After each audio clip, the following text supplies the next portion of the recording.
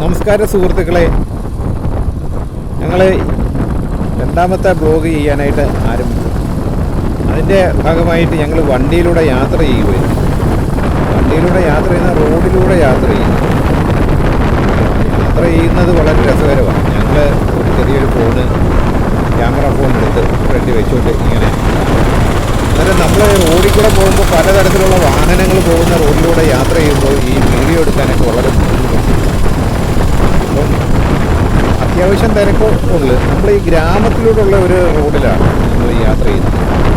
അന്നേരം ഇത് യാത്ര ചെയ്യുകയും അതുപോലെ തന്നെ വർത്തമാനം പറയുകയും ഒക്കെ ചെയ്യുമ്പോൾ ഉള്ള ഒരു ചെറിയ ബുദ്ധിമുട്ടുണ്ട്. ഈ ശബ്ദത്തിൻ്റെ ക്ലാരിറ്റി വളരെ കുറവായിരിക്കും.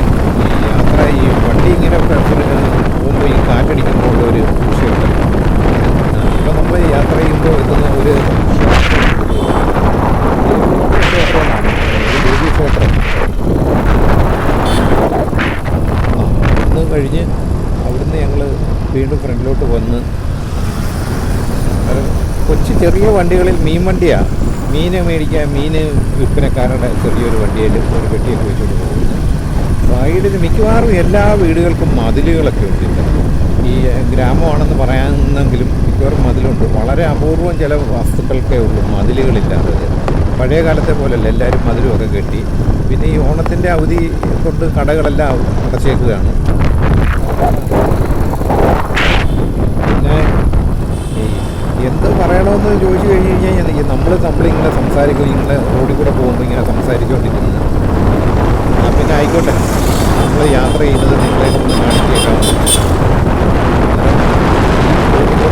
സൈക്കിൾ യാത്രയൊക്കെ ഗ്രാമങ്ങളിൽ കൂടെ കാണുന്ന യാത്രയാണ്.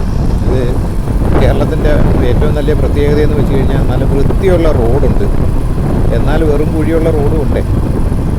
ഇതൊരു സ്കൂളാണ്, ഈ സ്കൂൾ.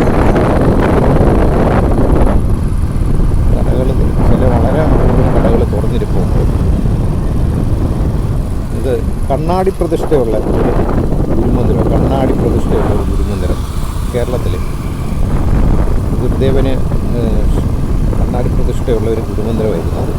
പിന്നെ നല്ല വൃത്തിയുള്ള വീടുകളാണ്. ഓരോ ദിവസം കഴിയുമ്പോഴും ഗ്രാമങ്ങളിലാണെങ്കിലും വൃത്തിയുള്ള വീടുകളൊക്കെ വന്നുകൊണ്ടിരിക്കുന്നത്.